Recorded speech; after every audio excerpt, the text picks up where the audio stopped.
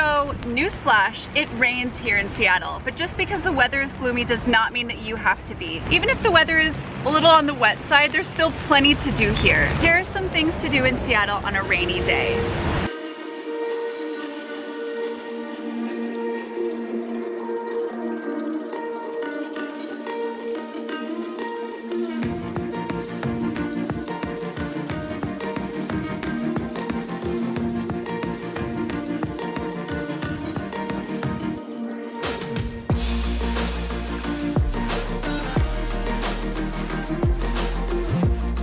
Because Seattle is the coffee capital, tourism typically points to the very first Starbucks at Pike Place, but this is the place where it all begins.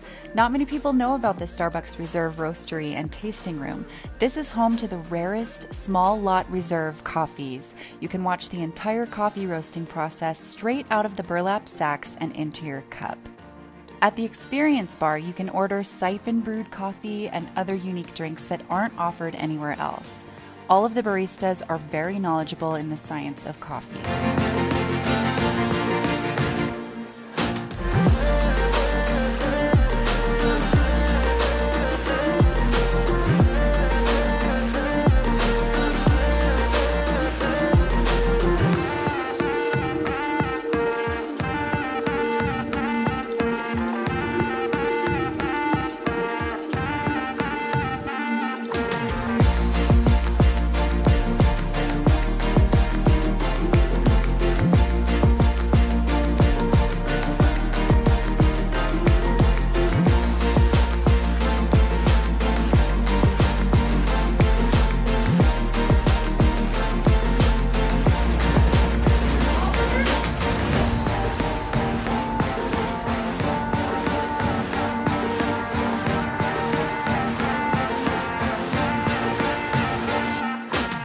This is essentially a Starbucks factory. This is where all the roasting happens in the very, very beginning before it's even sent to the shops.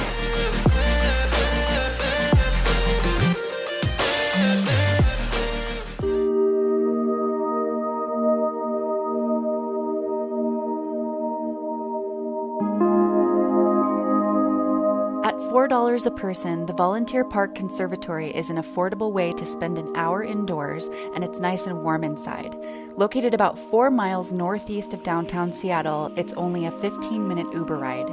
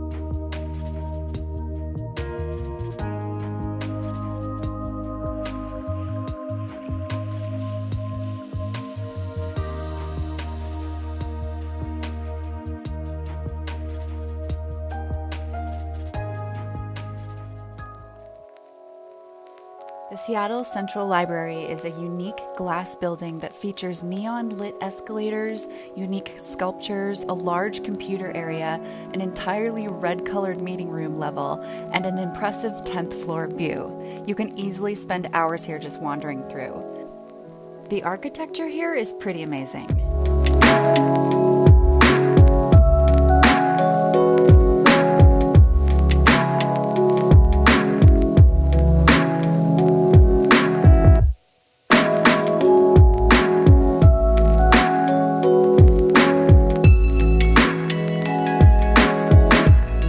Right off the elevator, this is really red. I stepped off and literally came into a world of red.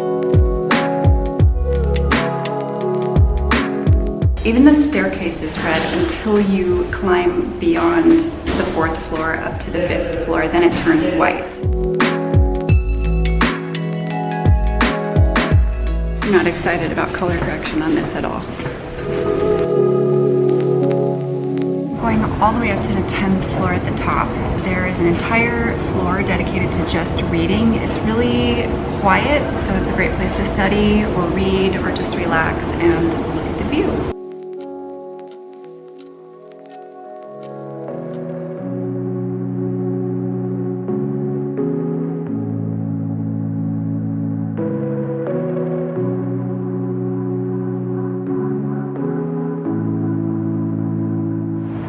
Another option is to take the monorail, which takes you from Westlake Center all the way over to Seattle Center. So that's kind of like from Pike area all the way up to the Space Needle.